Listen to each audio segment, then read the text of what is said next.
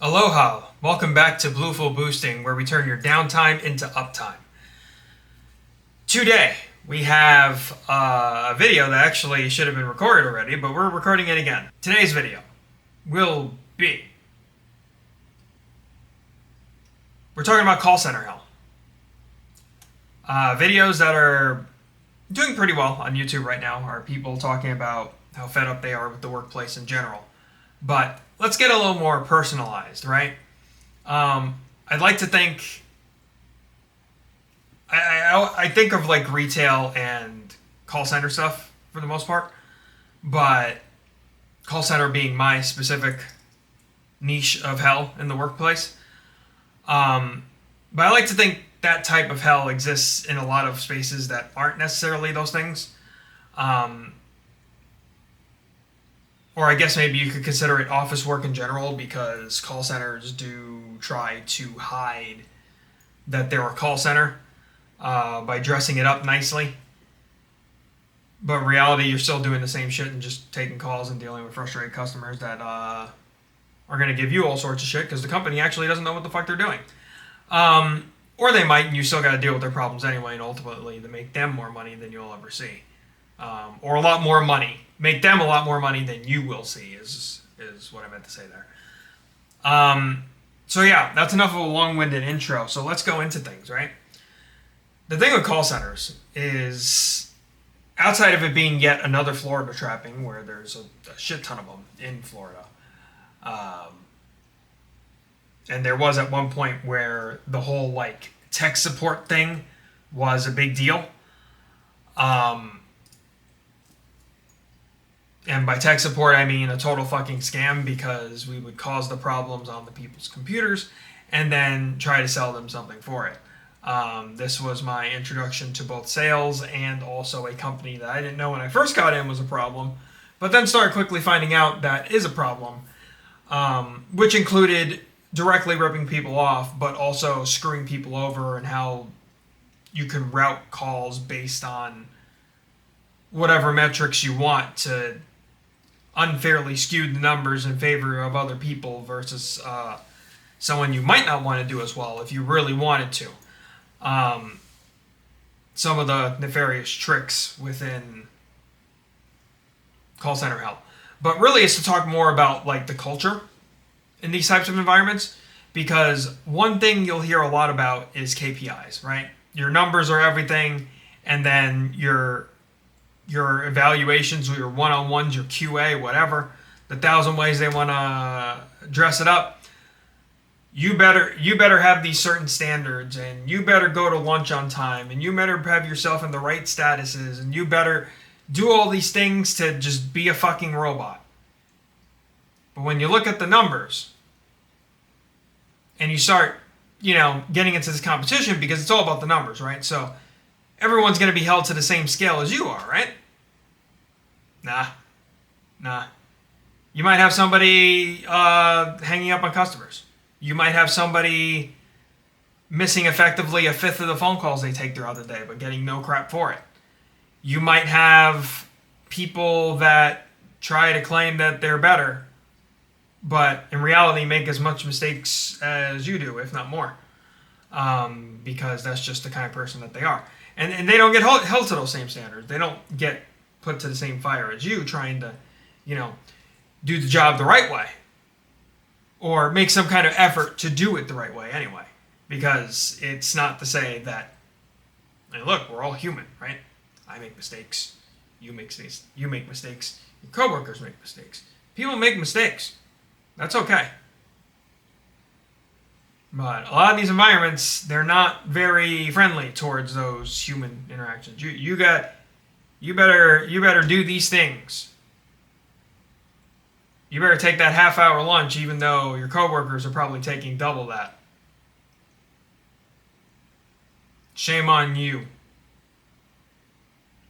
A lot of hypocritical stuff in call center environments. Then there's also, a kind of a minor problem, but not so minor if you can't have conversations with whoever you're trying to talk to, is whatever headset you end up with.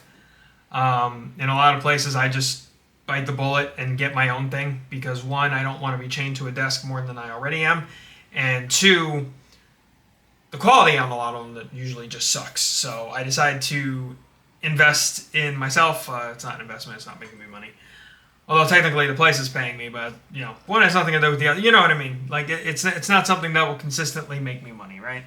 So you bite the bullet, you get something, and maybe make that experience a little better for yourself. There are ways to make this less hell, which maybe will be the topic for another video. But regardless of having to find these ways to not feel as if it's hell, in order to not do that, you really got to go out of your way to do other shit. You shouldn't have to do that. And then you never know who your boss is. That's something else I can mention, right? Because you have the people that are actually your boss, and then the 20 other people that want to be your boss, or they're a boss figure, or whatever. It's been really fun all of these years to go through different experiences, different variants of like the same personal hell. Micromanagement is my biggest pet peeve, like probably ever, because all micromanagement really comes down to, outside of being overprotective, is you shouldn't be a fucking manager. If you got to sit there and if you forget where you came from and or aren't willing to do the same things that you probably just got promoted from, like you're just like the people that are now under you, like that's actually where you started, and then you just want to get your ego inflated and direct rules at people, but then not be willing to teach, just simply tell people what to do, why to do it, and then within how they do it, you got to make sure it's done your way only. It's not okay. It's not okay. There is room for letting people be who they are while still accomplishing the job, even if it's not done entirely by the book.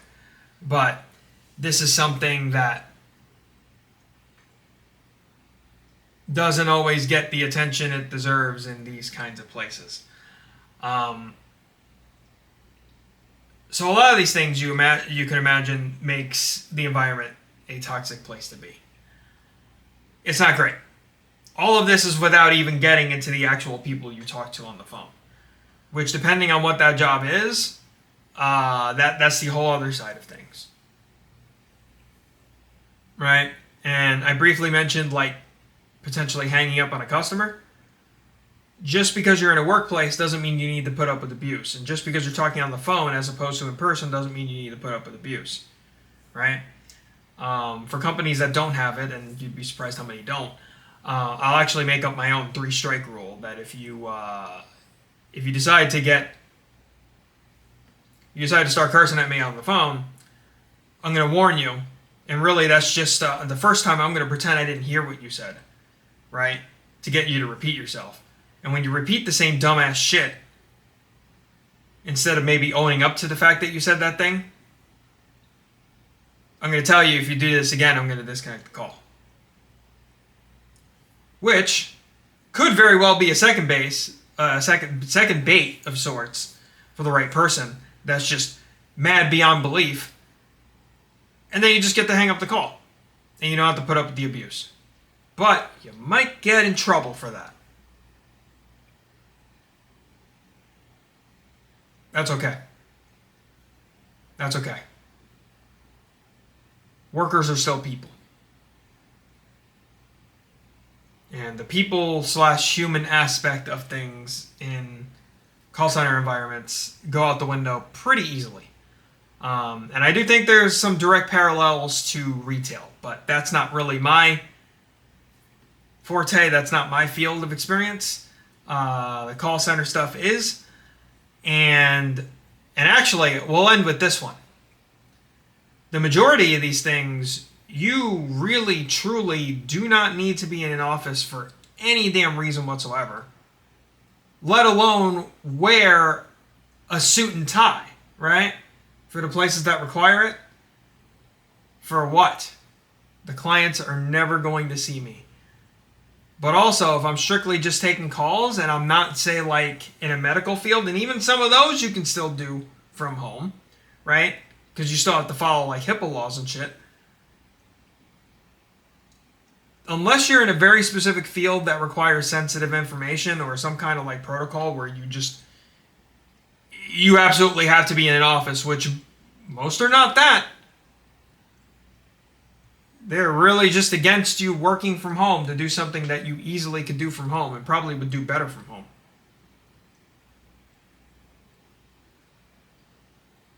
And if you can't help yourself and you're that much of a micromanager, well, then invest in technology that can spy on the people's laptops that you give out.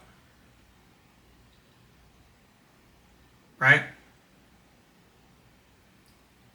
But I guess that would be another investment if you're not going to give out material to do that kind of thing. But if we're hearing that, we probably would, because giving out the material would allow them to do that. Can't really do that if you're allowing people to work with their own home setup. Although there are places that are more forward-thinking in the workplace that allow you to just use your own shit.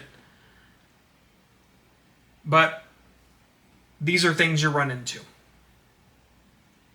What is your hell? Is it some of this call center stuff? Is it retail hell? Is it perhaps some kind of hell in the tech industry that I don't know about? Are you just fed up with the workplace in general? There's a lot of layoffs across the gaming industry. Whatever you feel your work personal hell is, or just something that's like somewhat relevant to like the little tangent I made at the end of this, feel free to chat about it below. Take care, everybody. I will see you guys on the next one. Except mine. Because we have to turn this around and make it positive. Right? And while I did say it's a topic for another video, find ways to genuinely just stay in your own lane, to do what you need to do, and then get out. No friends, no side conversations, no, shooting the shit with whoever at lunch. No, fuck that. Fuck it. You are there to do your job, and you are there to leave. You're not entertaining any of the bullshit. You're going to have a bunch of people who want to get in all the drama and complain about the stuff that's happening that you see directly in front of you. No, fuck that. Do your job, get out. Then you can start focusing on the stuff that matters with you. Your life, your rules. Now we're out of here. Later.